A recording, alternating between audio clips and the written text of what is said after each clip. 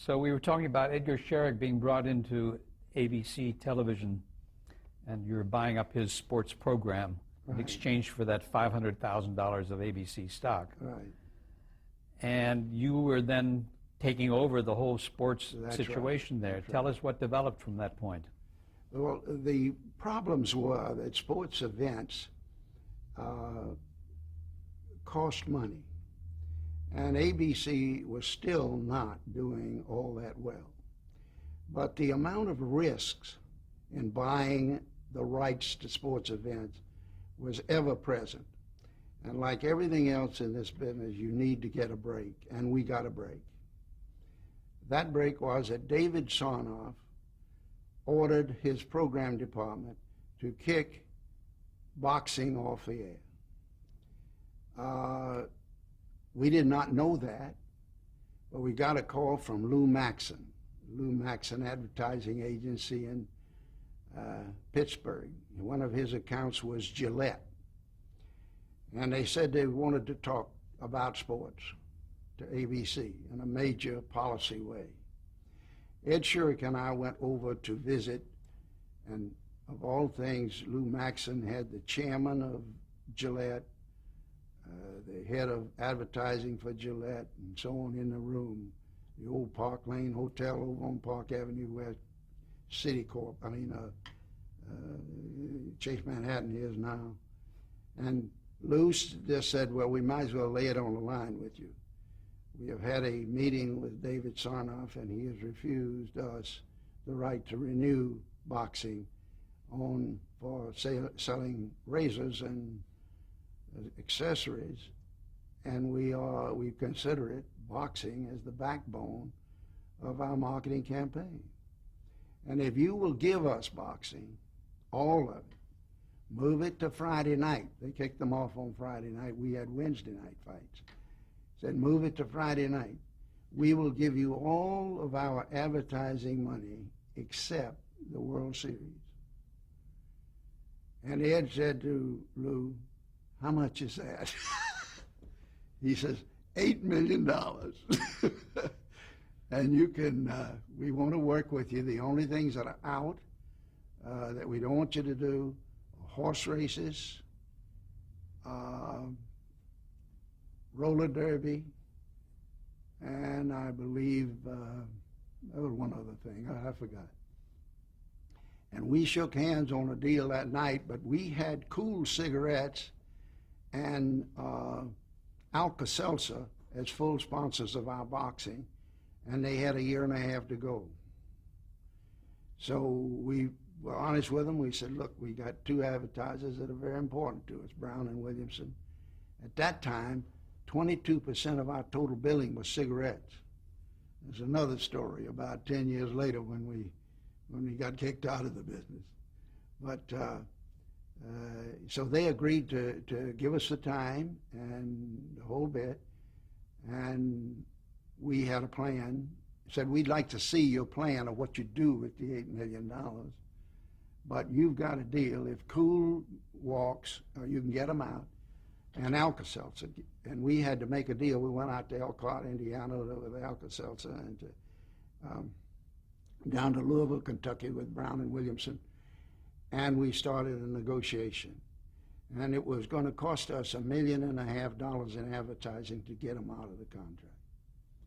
And we argued back it got to the board of ABC. And Ed and I did the first pitch before the board of itself.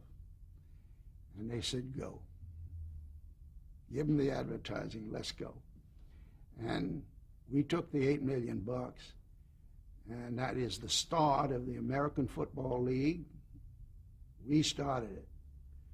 We had a guy named Harry Wismer was trying to put together a football league, and he had some pretty high-powered people that were willing to put up money for a franchise, including people like Baron Hilton and Bud Adams down in Houston. And at any rate, they've had a league together with these millionaires. And we offered them $250,000 a game. and they got insulted. They had a meeting of all these guys, and we offered them $250,000 a game, which Ed had worked out with business affairs we could make a buck. Harry Wismer got so mad in the meeting, he got up and jumped around. It was at Waldorf, that story. Jumped around, and he's never so insulted in his life. He had all these wonderful people here, and you were offering us this lousy, measly $250,000. And he says, I am leaving this meeting. He walks over and opens the door to the closet and slams it behind him. Everybody's looking at everybody else, and he finally has to come out. And that was the beginning of the American Football League. We reached a price of $300,000. We could take any game we wanted, and that league started in 1962. And that led, we had almost bid out Jim Aubrey. CBS had the NFL, and we almost outbid them with $26 million to take over that, and we were $2 million short. He bid $28 million. I always felt that he knew what my bid was, that I had a leak somewhere, but he told me in later years that he didn't. It was just a coincidence. He took the number of teams, which were then 14, and gave $2 million apiece. So for the $300,000 a game, what was your advertising revenue? The first year, I believe that the total amount of payment was around $4.5 million to get the league started. We had a reasonable sale because we had the backbone of this Gillette money. We could devote $4 million. We didn't. We didn't have to. Gillette gave us the beautiful position of, all right, we'll back this much of it, 60%. We can't use any more than that. We would like it to be reduced to 30%. So we would keep selling. And the first year we made money. The second year we broke even. The third we were in trouble, and the fifth year we did not make money. We lost money. Why was that? Well, the ratings were poor. Kentner, who was then president of NBC, bid. Sonny Werblin bought Joe Namath, and it began to be a real fight. And NBC outbid us for the rights when they came due. We had 5 years at the outset, and we weren't about to lose the amount of money that they lost in the next 2 years. Now it developed that Joe Namath adding two with Sonny Werblin at the head of it, and he now changed the name from the Titans to the Jets, bought Harry Wismer out, and now Pete Rozelle has got to make a deal. So they merged the two leagues. And in that merger, NBC and CBS got split the football in the initial days. And it was rating more and more every year. But we founded then Wide World of Sports. Now, Wide World of Sports, as I mentioned, was founded by a guy named Sam Northcross for Camel cigarettes. It was described very carefully. Ed Shurick was a great friend of Northcross's. And we started it in January. And I believe the first event was the Drake Relay, and it was terrible. It was a very inexpensive sports program because we paid very little for rights to anything. But it began to pick up when we had a combination in February of that year of skiing in New Hampshire, a big national skiing thing, and the water surfing in Hawaii in the same show. And then we got a big rating on that, and it took off. But that was a project that was turned over to Roone Arledge to produce, and he did a marvelous job of it. That was 1961. Yes. Now, Roone Arledge is credited with creating Wild World of Created the on-the-air show. He did not create the concept of having an hour show on Saturday afternoon that was covered all sports. The one requirement that North Cross had was there must be a contest of some sort in every segment, and you must end up with a winner every time. And that was a secret that nobody understood except Sam Northcross, and he was right. That was smart. Well, he came out with a very good buy for Camel cigarettes. They later sold off half of it. But in the original contract, that show would not have been on the air if it hadn't been for Camel. And that same thing was true with Columbia Pictures later, formed Screen Gems. Let's talk about Roone Arledge before we do this. Let's do. What kind of a guy was he? Roone Arledge was as talented a man in the production of real live programming. He was just a genius at it. Did he create all those novel things, the instant replay and the other things? The instant replay he did not create. That was a technical creation. He came to me, Ed did, and said, this fellow from Ampex of Palo Alto, California, who invented the first tapes, said they got this system almost perfected. They need another $250,000 to perfect it. And they gave us a demonstration. And it was somewhat short of perfect, but everybody could see what could be done. And they said, you give us the $250,000 and we'll give you 2 years exclusive. So we said, okay, but we start this next spring, next football season. And that gave us almost 3 years. Now, they worked with Roone, and Roone used it magnificently. It was a shock to everybody, and but he didn't invent the technology. He didn't know any more about what made it work than I did. But we took the gamble on the $250,000 and came out well. Now his use of the innovation, and he was always looking for something new. He was told, though, by Ed, let's do up and close. The expression became very famous. Just like Jim McKay invented the joy of victory and the pain of success, of failure. What is the name of it? Anyway, it was defeat, used the on agony of defeat. Agony of defeat, yeah. That was Jim McKay's, and it was an offhanded remark he made at about the second or third show, and then it was put into the title. But he didn't invent that either. But he did invent the innovation of it. And while I had, I was out of there by 1971.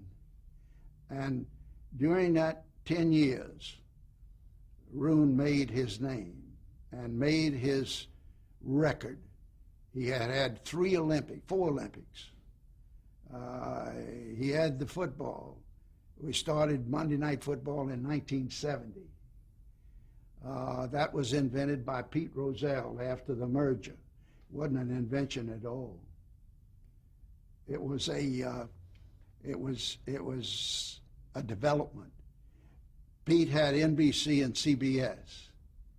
Where do we put ABC? Well, it started out with a luncheon with I. Coker from Ford, Dan Seymour from J. Walter Thompson, me, Ed Shurick, and Pete Rozelle. That were the 5 people at the lunch. And it was Friday night football. That was what we were going to buy. It wasn't going to be Monday night at all. I was very strong on Monday night at that time, and I didn't want to preempt programming after 9 o'clock for football. But Friday night, I'd never heard of the Scholastic League. You know what the Scholastic League? 26,000 high school football games. That is Friday night. Well, the Congress descended on us like you cannot believe.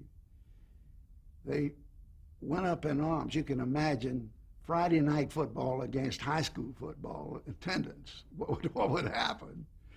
And we heard from every congressman, every senator, even just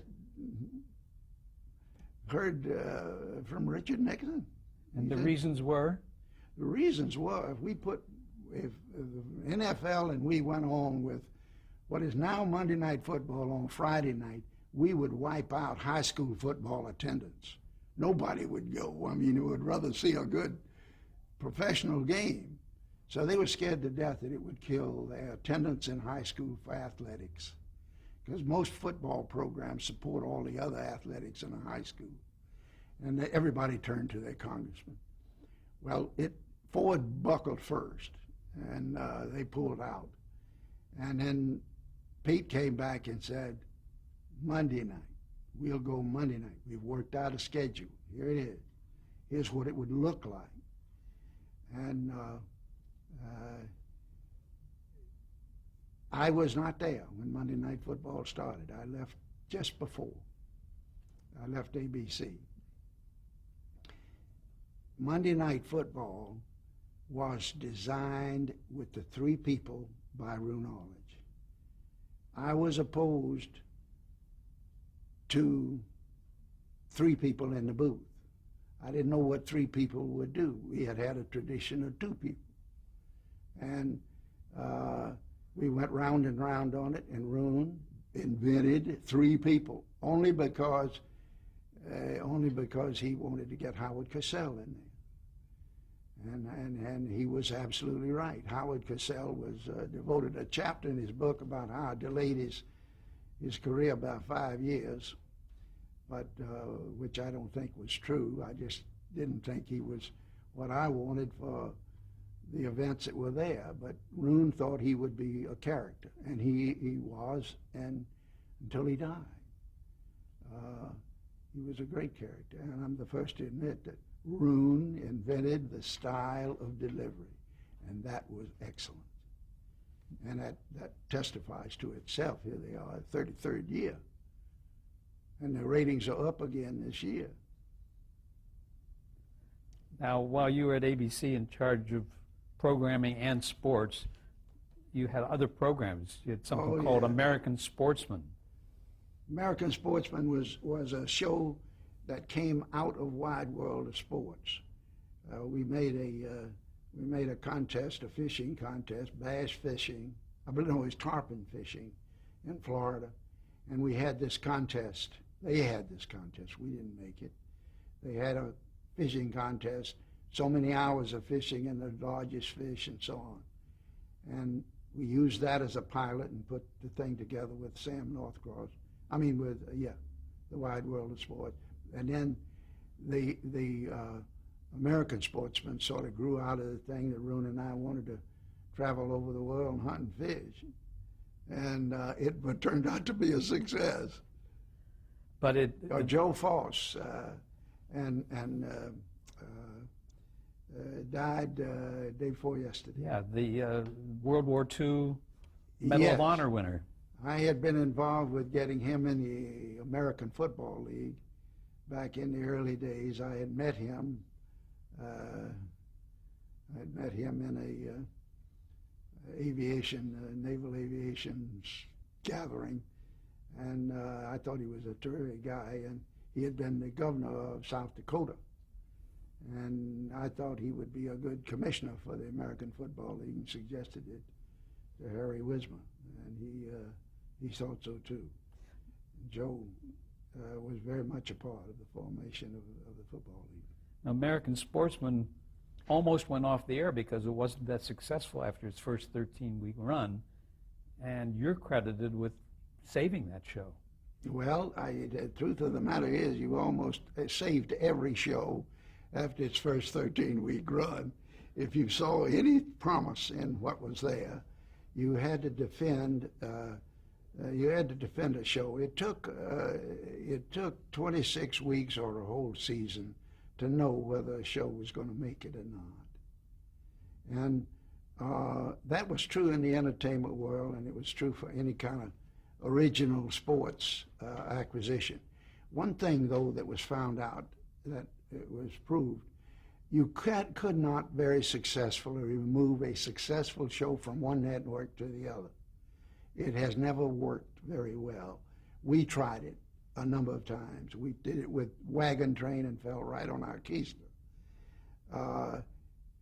It never did work out. But in sports, the people do not care what the network is. There is no loyalty whatsoever to the carrier of a sports event. The sports event is everything, and that was proved so successfully with Rupert Murdoch and the buying and acquisition of the NFL and the total transfer to a completely unknown network.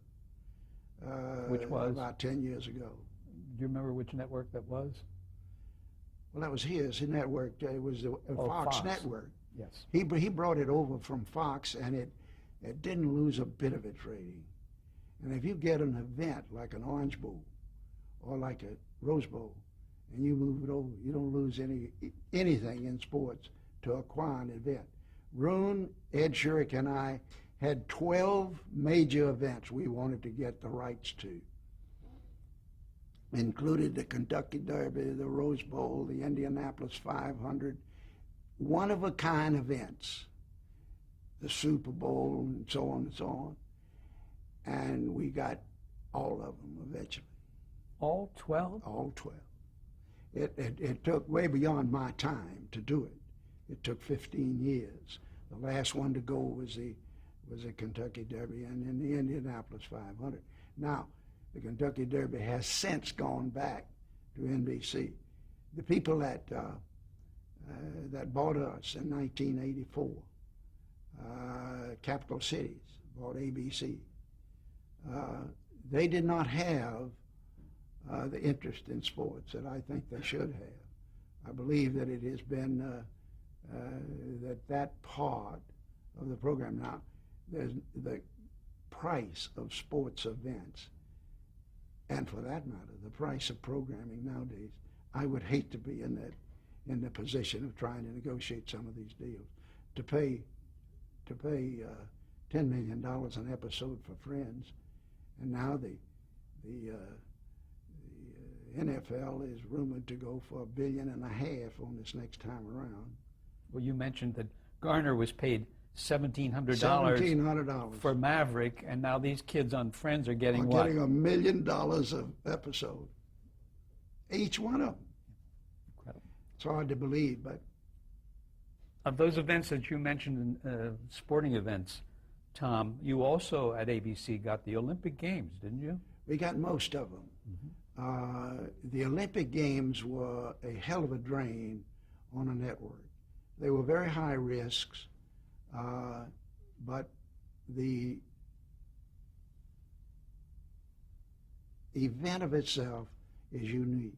At that time, it occurred every 4 years for both the winter and the summer. Since that time, they have alternated now, and the winter is on even years. I mean, is on every other year, and the other year is the summer. So the Olympics are a unique kind of event. But I will tell you, Roone Arledge produced far and away the best Olympic coverage of anybody. He had Jim McKay, who incidentally is just a magnificent personality for sports. I want to touch, if we have time, on the sports personalities that I think will live in the history of that field. But McKay is certainly one of them. He's the way he handled the Munich Olympics, in which the Palestinians killed the Israeli team. The way that changed from being a sports event to being a international event of great magnitude, politically, genetically, every way you can think of.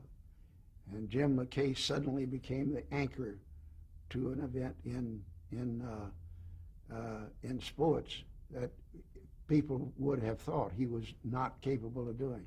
He did a better job than any one of the guys could have done if he'd been there from our news department at that time.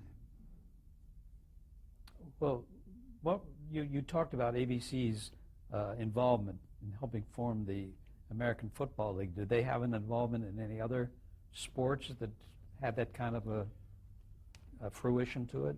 I will tell you the greatest, and we were criticized terribly, is we saw and knew full well that television was going to govern the scheduling of events in sports. We put together the first golf deal. Golf at that time, we didn't know how to cover very well. The technology wasn't so good when we started that you could follow the ball in the air. Now they've got it down to where it's such a perfected thing. But we did not do it. I will tell you that almost all sports now are scheduled to accommodate television. And that the newspaper sports people just panned us every time we would change the location of a schedule. Right now, the NFL starts 2 games, a doubleheader every day on the AFL and the NFL. There are 4 games available in every region except the blackout clauses. And those start at 10 o'clock in the morning and 1 o'clock in the afternoon on the West Coast. And it's 1 o'clock in the afternoon, and it's 4 o'clock in the east. The blackout that pattern is made by television. And if you look at this bowl game now, they now stick 25 bowl games in by playing them all times of day and night, except from the 15th of December all the way to the night. The scheduling is caused by television. But what sports had to do is to balance the presence ticket sales with the accommodation of TV. But the worst coverage of a sports event from television is 250 times the audience that's in the crowd. That's the worst. The best is into the thousands of time. You put in San Diego at the end of this month, the Super Bowl will carry 85,000 people. On television, it'll have 65 million. So there's no comparison. But television, if you were inside, you knew full well it was going to take over the scheduling of sports, and we were the first to start that. So we moved the British Open to end on Sunday. The British Open used to end on Saturday afternoon. And you try to do business with the Royal and Ancient in St. Andrews, and you can tell these guys been there 150 years, and try to convince them that they've got to accommodate television. Boy, it was tough, but it did work. we'll pick up there in just a moment. All right.